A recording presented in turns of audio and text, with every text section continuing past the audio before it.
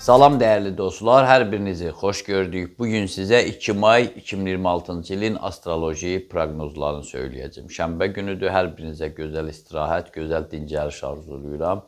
Sevgi dolu məqamlar yaşayasınız inşallah.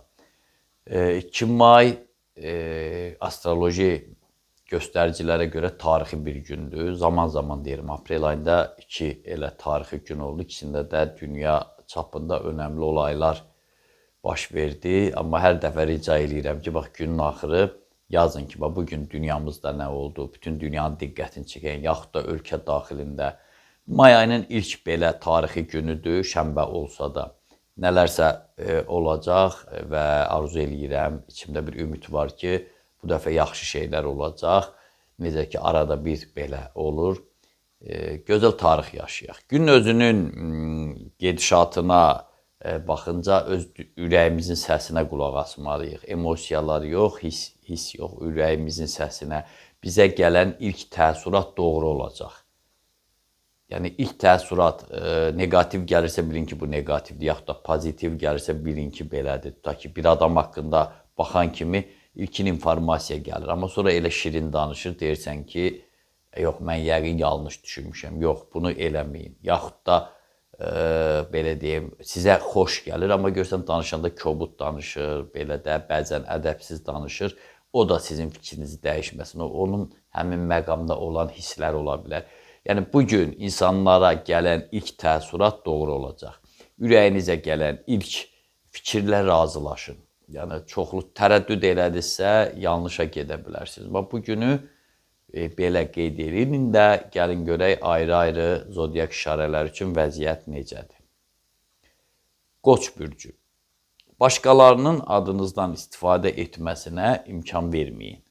Çalışın ki, öz işinizə özünüz qərar verəsiniz.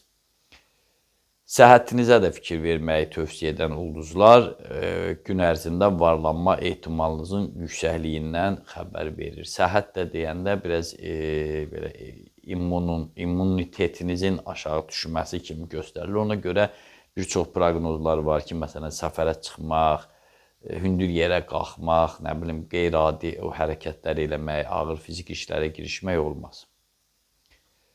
Boğa bürcü. Gücünüzü potensialınızın inkişafına yönəldin. Yəni, içinizdə olan o istedadın, qabiliyyətin inkişafına yönəldin. Hər bir məsələdə mövqeyinizi açıq şəkildə göstərməyə çalışın. Yəni, bugün sizin üçün cəsarət günüdür. Niyə də olmasın? Özünüz hakim bürcsüz hal-hazırda hamıdan güclü, şanslı və enerjilisiniz. Deməli, bundan istifadə eləyə bilərsiniz.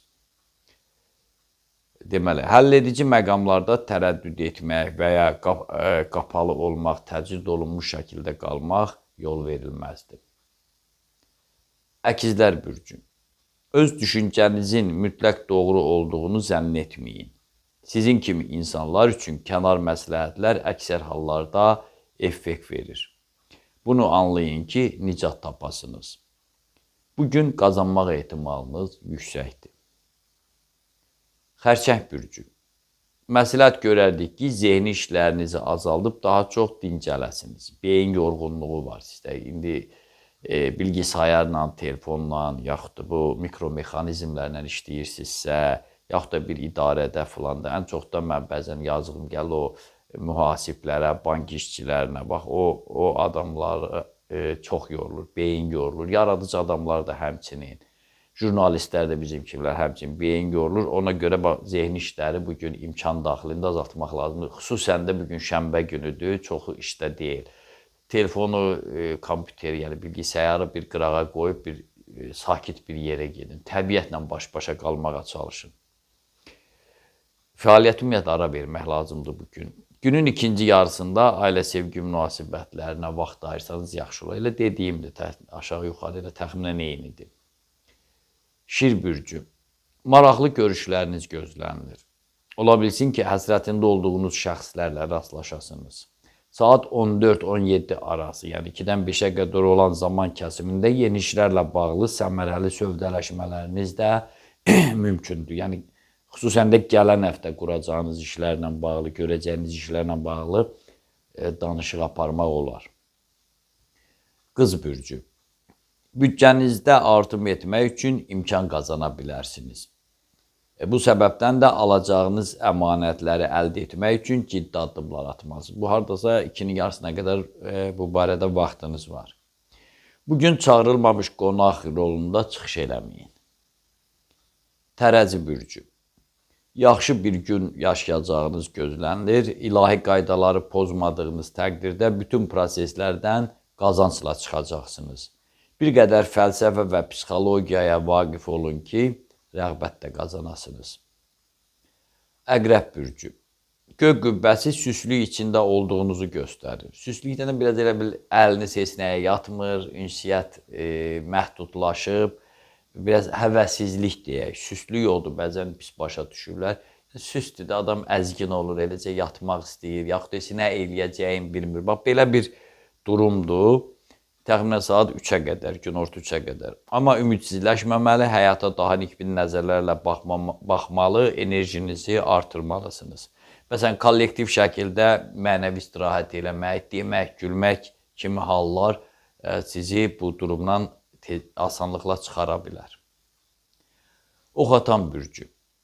Əgər səhhətiniz qaydasındadırsa, başqa məsələlərdə hər hansı bir nigarançılıq çəkməyəcəksiniz gün ərzində.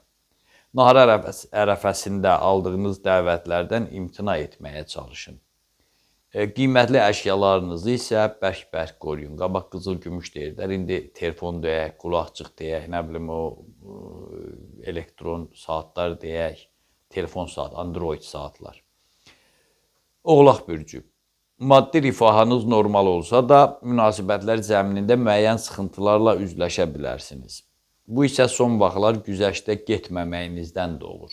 İnatkarlıq, yəni göstərmək olmamalıdır əslində. Nahardan sonra mənəvi istirahətə yer ayırın. Su tökən bürcü. Ulduzlara inansaq, düşüncə və baxışlarınızda xeyli müsbət çalarlar yaranmaqdadır. Belə bir fürsətdən yaxşı-yaxşı yararlanın ki, hədəfinizə daha asan və daha rahat çatasınız. Bugün səhhətinizi də digər bürclərin əksəriyyətində dediyim kimi səhhətinizi də diqqətdə saxlamalısınız. Balıqlar bürcü. Gələcək perspektivlərlə bağlı apardığınız bütün sövdələşmələriniz uğurlu olacaq. Saat 11-dən hardasa 7-nin yarısına qədər. Odur ki, istənilən görüşdən imtina etməməlisiniz. Bu təqvim alqı-satqı üçün də düşərli ola bilər. Əgər belə bir fürsət varsa, fövdə verməyin. Məndən də bu qədər. Diqqətinizə görə sağ olun. Kanalımıza abunə olmağı, bəyənməyi, paylaşmağı, təbliğ eləməyi, canlı yayımlarımıza baxmağı, aylıq proqnozlarımızı, illik proqnozlarımızı da hələ də izləmək olar. Onları da izləməyi unutmayın. Onu da unutmayın ki, Tanrı ulduzlardan daha yüksəkdə durur.